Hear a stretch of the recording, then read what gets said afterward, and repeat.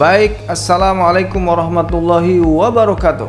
Waalaikumsalam warahmatullahi wabarakatuh. Salam sahabat Gen MG. Hari ini kita kedatangan tamu yang sangat spesial.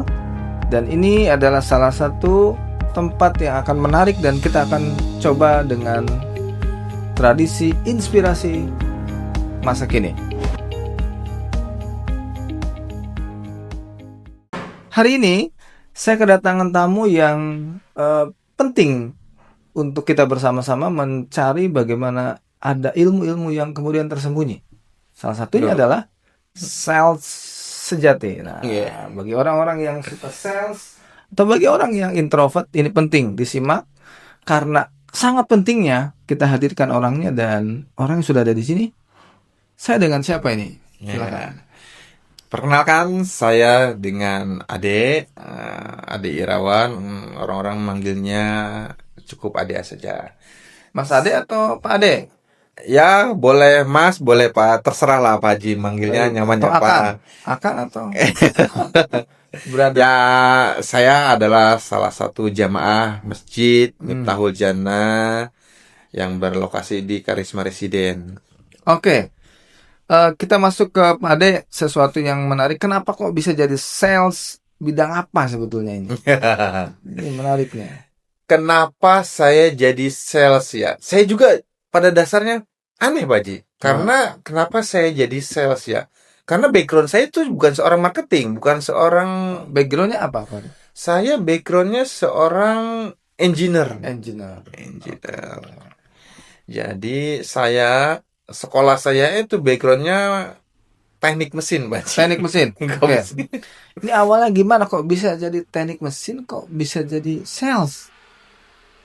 Awalnya Ceritakan. ya, emang orang kan berpikir teknik mesin kok jadi sales. Oke. Itu kan nggak ada hubungannya sama sekali ya. Ya.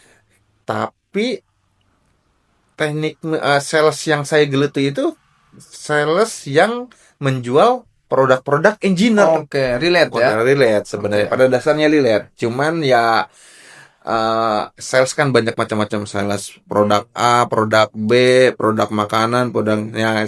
Sales yang saya geluti ini adalah sales tentang penjualan spare part mesin. Oh, Gen MG ini menarik menurut saya.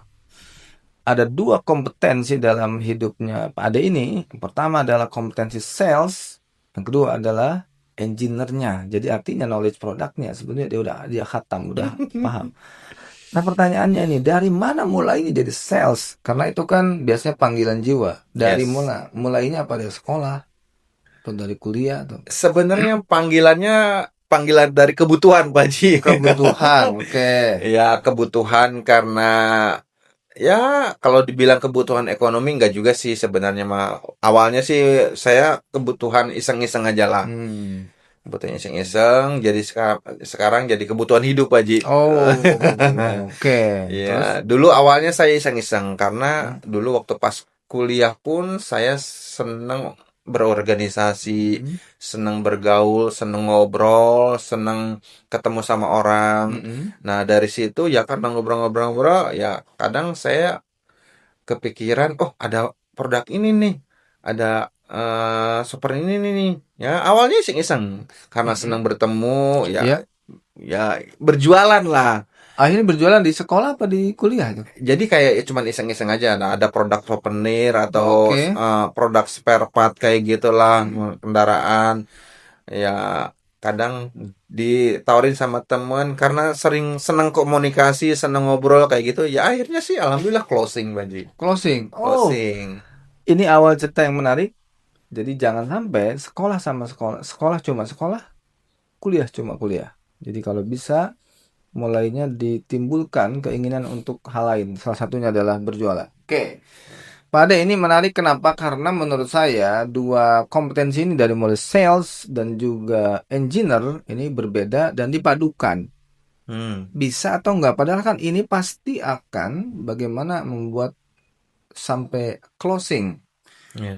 Itu pasti banyak sekali kan? Banyak sekali penolakan.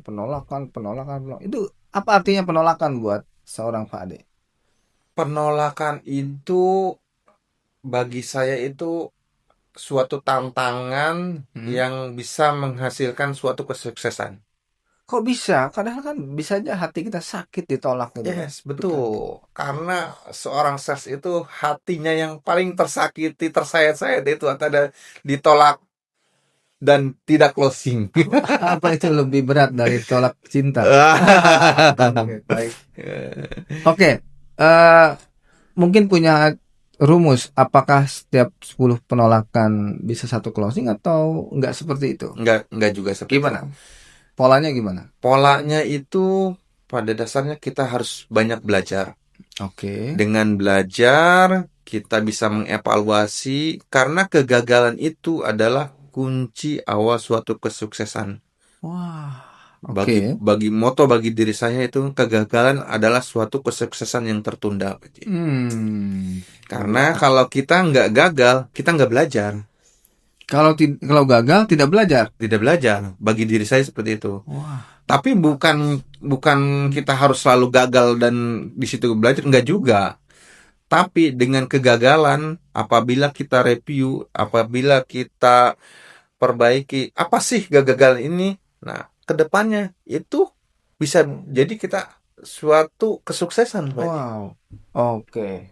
Mm-mm. Ini menarik sahabat Gen MG. Ada ungkapan daripada ini kegagalan Kesuksesan, adalah kesuksesan yang tertunda. kesuksesan yang tertunda.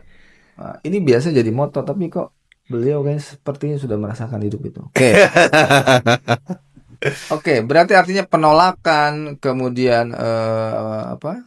Tidak diterimanya satu penawaran kita tidak masalah ya, tidak ada Tidak masalah. masalah. Tidak usah berkecil Tidak hati. usah berkecil hati. Suatu saat, Sesuatu saat kalau kita mau belajar, kita mau mengevaluasi, itu akan menjadi suatu keberhasilan. oke. Karena pada dasarnya seorang sales itu, seorang sales yang sejati, Pak Haji, Ya. itu dia akan kuat, akan tumbuh menjadi seorang sales yang benar-benar ditempa dengan Mm. kegagalan itu dia akan menjadi tumbuh suatu sales yang sejati yang benar-benar dia bisa menerima banyak makan asam garam lah bahasanya gitu. Petarung ya. Petarung sejati. Oke, sahabat Gen MG, ini sangat menarik pertemuan hari ini. Tapi sayang waktu kita terbatas. Kita coba ambil closing statement dari Pak Ade ini kaitan dengan sales sejati, karena pada seri berikutnya tentang sales kita akan teruskan lebih dalam, tapi kali ini kita akan mendengarkan tentang closing statementnya. Pak Ade, closing statement dalam sales sejati itu apa saja kira-kira? Oke. Eh, Seorang sales sejati itu seorang sales yang pantang menyerah. Oke. Jangan takut menerima kegagalan, karena kegagalan itu adalah awal kunci dari kesuksesan, Oke. asal kita mau belajar.